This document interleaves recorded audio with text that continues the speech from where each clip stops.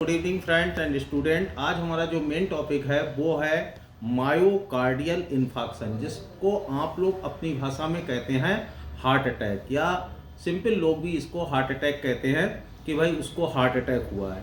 Actually ये myocardial infarction है क्या? मायोकार्डियल का मतलब होता है मस्कुलर मिडिल लेयर। मायोकार्डियम का मतलब मस्कुलर मिडिल लेयर और इन्फार्क्शन का मतलब होता है tissue damage of obstruction of blood supply. मतलब जहां पर इन्फार्क्शन का मतलब होता है टिश्यू डैमेज। कहाँ के टिश्यू डैमेज हो गए हैं? मायोकार्डियम के। किस कारण से हुए हैं? वहां ऑब्स्ट्रक्शन हुआ है, किसमें? ब्लड वेसल्स में कोई ना कोई रुकावट हुई है। तो डेफिनेशन इसकी यही हुई, it is the permanent damage of myocardium tissue caused by reduce coronary blood supply to myocardium. इसी को हम लोग ब्रैकेट में लिख सकते हैं इस्कीमिया, क्योंकि वहां पर ब्लड और ऑक्सीजन की सप्लाई कम हुई है, जिसके कारण मायोकार्डियम टिश्यू परमानेंट डैमेज हुए हैं। इसको कहते हैं मायोकार्डियल इन्फार्क्शन। आप लोग सिंपल भाषा में एमआई बोलते हैं या हार्ट अटैक बोलते हैं। अब इसके कारण क्या होते हैं? एक तो यह है कि कोरोनरी आर्टरी, जो हार्ट का आपने पूरा फिगर पढ़ा होगा, उसमें जो आर्टरीज हैं उसमें कोरोनरी आर्टरी का नाम आता है। तो कोरोनरी आर्टरी के अंदर अगर थ्रोम्बोसिस हो गई है, कहने का मतलब कोई थ्रोम्बस बन गया है, कोई थक्का बन गया है, उस कारण होता है। दूसरा, कोरोनरी आर्टरी स्पाज्म, आर्टरी में अगर कोई स्पाज्म आ गया है तो हम उसको कोरोनरी आर्टरी स्पाज्म। तो तीसरा कारण है कोरोनरी आर्टरी एम्बोलिज्म। एम्बोलिज्म का मतलब जहां पर कोरोनरी आर्टरी है वहां पर कोई भी पार्टिकल्स जो है उसने कोई रुकावट पैदा कर दी है, जिसको हम कह सकते हैं एम्बोलिज्म। अब वो कोई एम्बोलिज्म किसी चीज की हो सकती है, फैट पार्टिकल्स की हो सकती है, या किसी फॉरेन बॉडी की हो सकती है। और चौथा है एथेरोस्क्लेरोसिस, मतलब वहां पर कोई फैट डिपॉजिट हो गया। जैसे हम लोग कहते हैं ना हार्ट अटैक के पेशेंट्स को, या प्रिकॉशन लेने को, भैया आप लोग घी तेल कम खाओ, कोलेस्ट्रॉल कम खाओ। तो एथेरोस्क्लेरोसिस का मतलब होता है कि वहां पर कोई फैट या कोलेस्ट्रॉल डिपोजिशन हुआ है, जिसके कारण आपको एमआई हुआ है।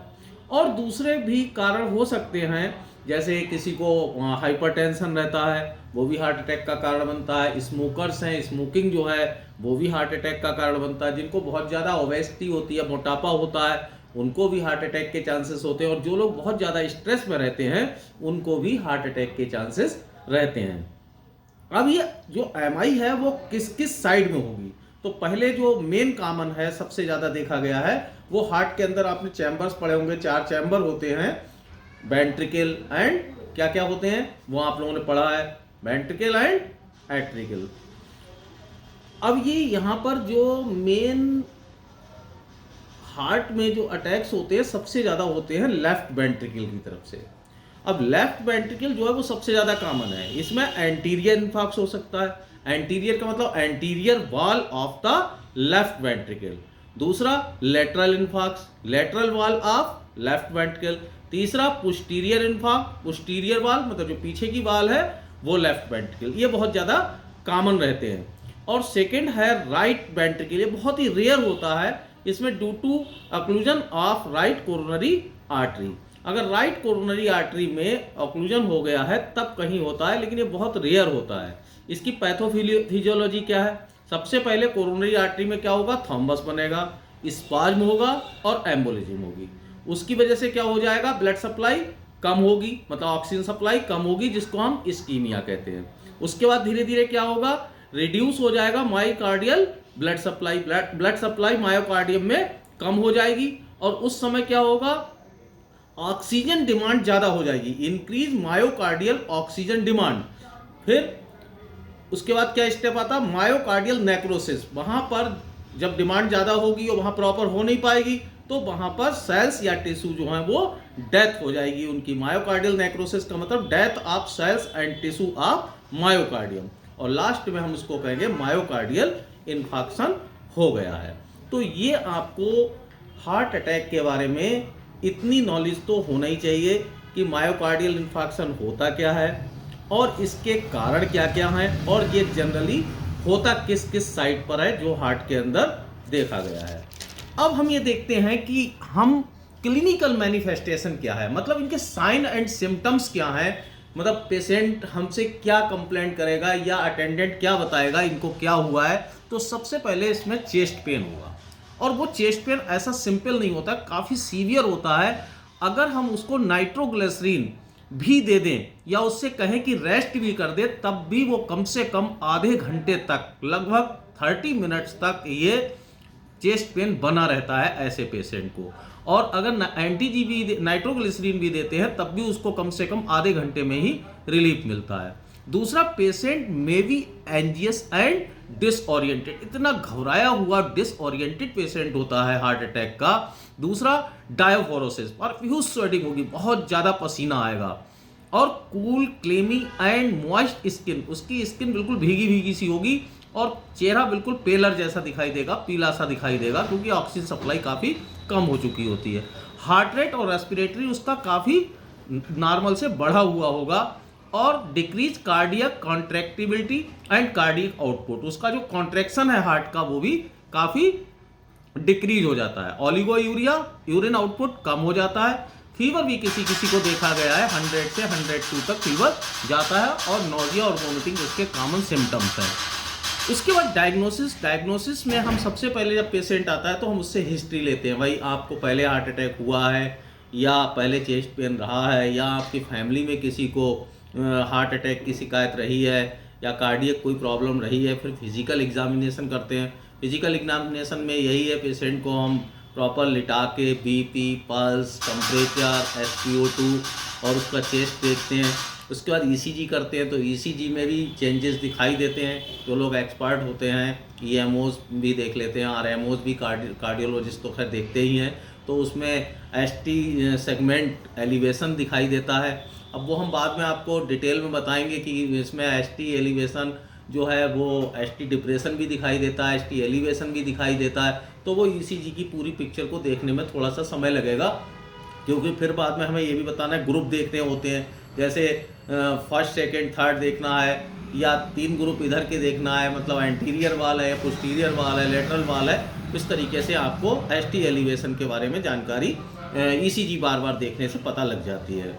उसके बाद हम लोग ECG के बाद ये देखते हैं, भाई इसमें डाउट्स हो रहे हैं तो फिर हम कोरोनरी एंजियोग्राफी, ईको भी करते हैं। ईको में हम LV डिस्फंक्शन देख लेते हैं, उसका LVF कितना है, DCM तो नहीं है। कोरोनरी एंजियोग्राफी में डाई डाली जाती है जिससे हमें आर्टरी के अंदर कोई ब्लॉकेज तो दिखाई नहीं दे रहा है।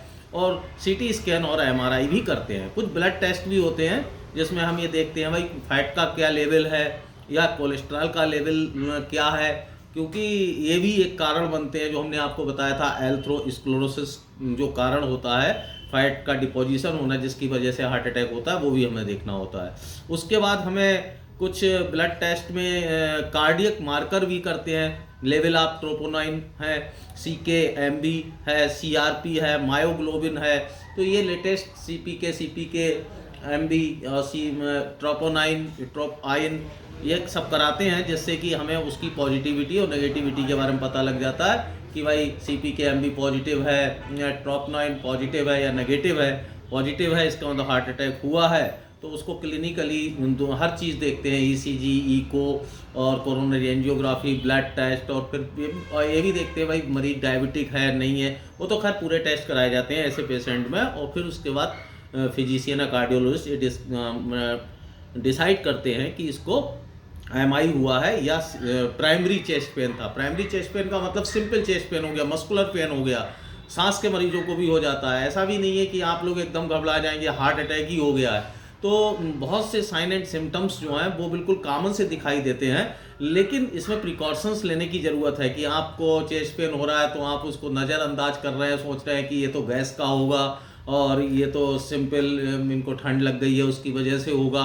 अगर आपको कुछ सिम्टम्स ऐसे दिखाई देते हैं, जैसे हमने आपको बताया सीवियर चेस्ट पेन है जो रेस्ट करने पर भी नहीं समाप्त हो रहा है, या मान लीजिए मरीज को स्वेटिंग हो रही है, मरीज घबराया हुआ है और उसके जो हार्ट रेट है उसमें भी दिक्कत आ रही है और यूरिन आउटपुट भी कम हो गया है, नोजिया वोमिटिंग भी हो गई, बहुत से ऐसे कॉमन से सिम्टम्स जो हैं वो आपको दिखाई दे रहे हैं, तो आप तुरंत ही हॉस्पिटल में ले जाएं, ECG कराएं और ईसीजी कराने के बाद अगर डॉक्टर ऑन ड्यूटी हैं तो वो देखेंगे। अगर उनको कोई डाउट्स होते हैं तो कार्डियोलॉजिस्ट या जो भी उनके फिजिशियन हैं उनको ऑन कॉल, आजकल तो बहुत ही अच्छे सिस्टम है कि आपने व्हाट्सएप पे ईसीजी भेज दिया और वहाँ से कोई भी आपने इन्फॉर्मेशन ले ली, उन्होंने समझ लिया कि हाँ इसको सीवियर अटैक हुआ है या माइनर अटैक हुआ है या ईसीजी नॉर्मल है, या वो कह देते हैं जी इको करके देख लो, या उनको प्राइमरी ट्रीटमेंट देते हैं जिससे कि पेशेंट की लाइफ को बचाया जा सके।